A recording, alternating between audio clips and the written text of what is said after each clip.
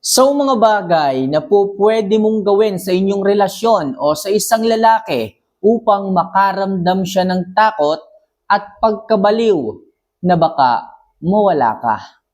Mga kamamay, ito na yung mga gusto ninyong mga love advice and tips. Yung tipong talagang hahabulin ka ng isang lalaki at katatakutan na baka mamaya mawala ka sa kanya, maagaw ka ng iba, kasi hindi nila kayang makita kayo na maagaw ng iba.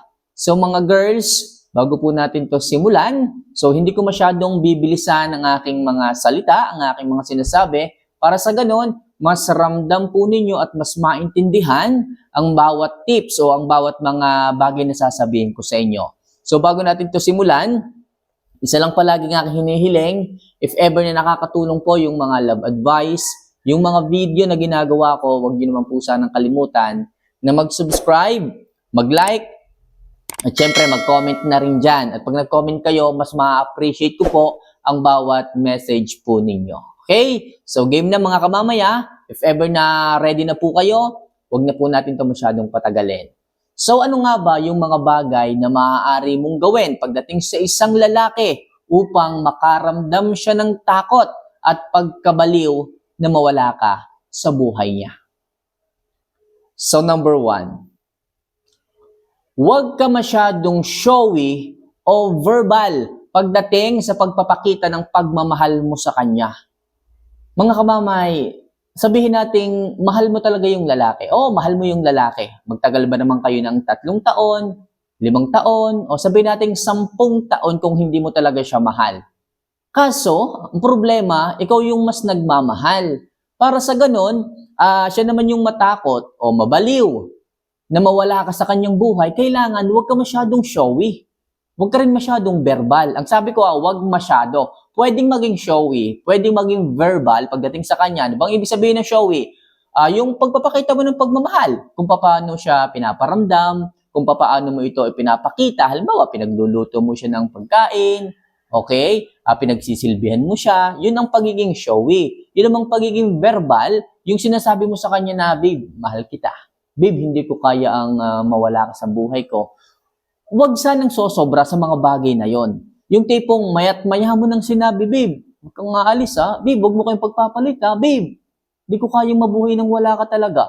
Huwag ka palaging sosobra sa ganyan kasi yan ang magiging permiso ng isang lalaki nagmawa ng mali, nagmawa ng pagkakasala kasi nga pinararamdam mo sa kanya na masyado mo siyang kailangan. Kaya please, hanggat maaari, kung gusto mo na matakot siya na mawala ka sa buhay niya, kailangan wala siyang idea. Wala siyang idea sa sobrang pagmamahal mo sa kanya. Huwag ka masyadong showy. Huwag ka masyadong verbal. Okay? Maliwanag tayo dyan, ha? So, next.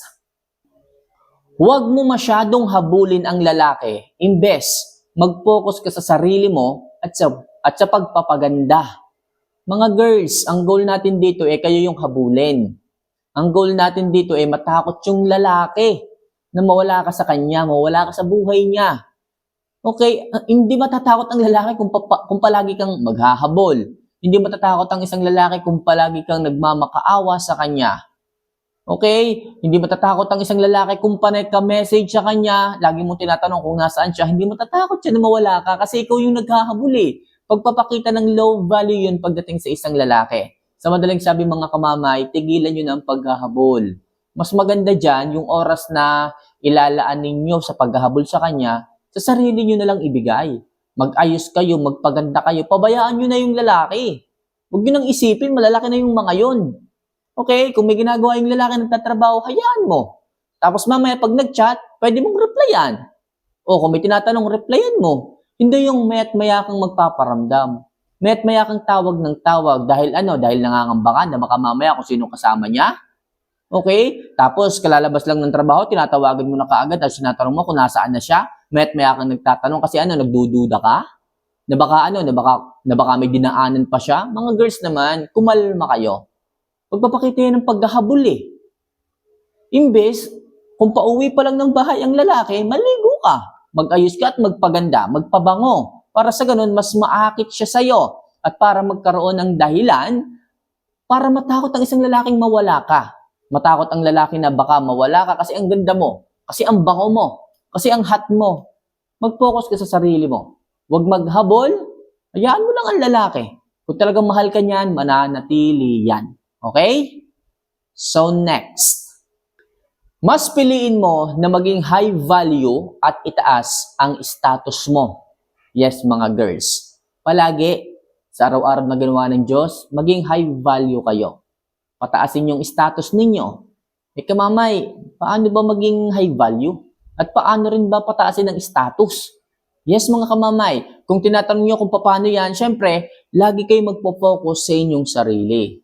Kung nakikita nyo, nalolosyang na kayo, bakit hindi kayo mag-ayos? Kung may extra budget kayo at may trabaho rin kayo, magpariband kayo, di ba? O kaya naman, gumamit kayo ng mga skincare, beauty products, yung mga chinchansu, okay? Yung mga palagay sa balat para kuminis, pabango, kahit hindi mo mahalin, basta yung maaamoy ka ng isang lalaki na ang bango mo, babaeng-babae talaga.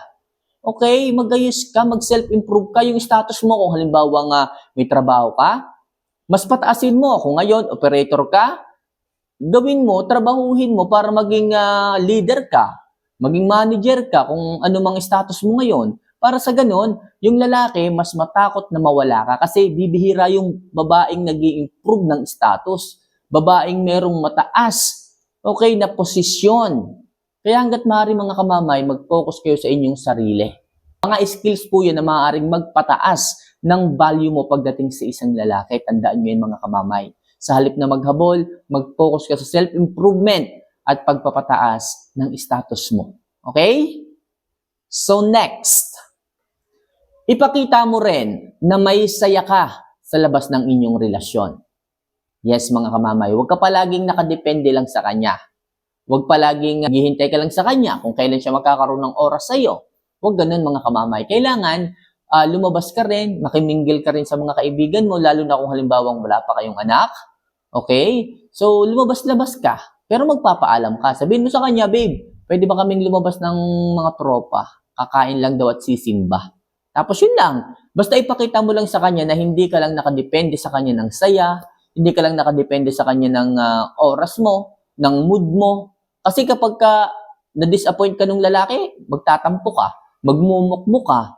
Diba? Pero kung meron kang saya sa labas ng inyong relasyon, kaya mong i-divert yung lungkot papunta sa saya kapag kakasama mo mga kaibigan mo, dun po matitrigger ang lalaki na matakot. Kasi baka mamaya may nakikilala ka na. Baka mamaya hindi ka na maghintay ng time niya para makasama mo siya kasi nga mas nakadepende ka sa mga kaibigan mo. So ang gagawin ng isang lalaki, hindi na siya magpapabanjing-banjing, hindi na siya magpapakabisi sa kanyang trabaho, hahatiin niya ang oras niya para mabigyan ka. Kasi lumalamang na yung kaibigan mo sa sa pagkain ng oras mo. Okay, sa halip na yung oras mo napapunta sa kanya, sa asawa mo, sa jowa mo, hindi, napupunta sa mga kaibigan mo. Nagkakaroon ng kompetisyon sa kaibigan mo at sa kanya. Kung kaya't makikipagtagisan yung asawa mo, yung jowa mo na magbigay ng oras sa iyo. 'Di ba? Mas maganda 'yon. Kaya mga kamamay, sinasabi ko palagi sa inyo, magkaroon kayo ng sariling saya sa labas ng inyong relasyon. Huwag lang kayong nakadepende sa kanya. Huwag lang kayong umasa sa saya na ibinibigay sa inyo ng isang lalaki. Okay? And last, panatilihin mo ang alindog at kabanguhan mo. Bilang isang babae, dapat inaalagaan niyo po ito. Ang inyong katawan, ang inyong hygiene. Kasi yan po ang nakakaakit pagdating sa isang lalaki. Okay? Yan po ang nagiging dahilan upang matakot po ang isang lalaki na mawala ka sa kanya. Bakit? Kasi most of the girls today, okay? Yung mga babae ngayon, hindi na masyadong nakakapag-focus sa kanilang sarili. Hindi na marunong mag-alaga ng kanilang sarili. Nagkaasawa lang, nagkaanak lang, okay, pinabayaan ng sarili. Mga nagmukha ng lechon. Ang lalaki na ng katawan. Malaki pa kayo sa inyong mga asawa. At ganyan kayo. Mga girls naman, nung nakilala kayo ng asawa ninyo, talagang napakabaling kinita ng inyong katawan. Parang mga bote ang hubog. Pero ngayon, ganyan. Parang mga cook and ka ng inyong sukat eh. Hindi dapat ganyan mga babae kayo eh. Dapat mas maalaga kayo. Hindi porke sinabing babae, nasa bahay lang kayo, kakain kayo ng kakain. Dapat kayo ay mas nagpo-focus sa pag-workout, pag-ehersisyo. Okay? Para sa ganun, ang isang lalaki ay magkaroon ng dahilan para matakot. para matakot na mawala ka, nabitawan ka, kasi high value ka. Maganda ang katawan mo, sexy ka, maaasahan ka, di ba? Kaya please mga kamamaya, panatilihin niyo po ang kaseksihan, ang alindog, at syempre, yung kabanguhan. Bilang isang babae, mahalaga ang bango. Baka mamaya, toothbrush na lang ang inaasahan, hindi pa kayo makapag-toothbrush. May toothpaste naman, hindi pa makapaghiso.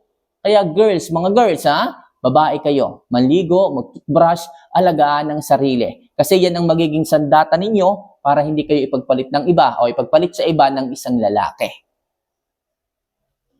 So mga kamamay, sana kahit paano makatulong ang mga advice kong ito pagdating sa inyong relasyon upang sa ganon, matakot siya na mawala ka sa buhay niya. Alright? So see you for our next vlog. Mahal ko po kayo. Kung gusto niyo po ng love advice, kung gusto niyo po ng one-on-one coaching, mag-join lang po kayo dito sa ating membership. Hanapin niyo lang po dito sa ating channel sa baba, yung join button para kayo ay maging member at ma-assist ko po kayo at mabigyan ng one-on-one coaching. Okay? So see you for our next vlog. Mahal ko po kayo. Paalam.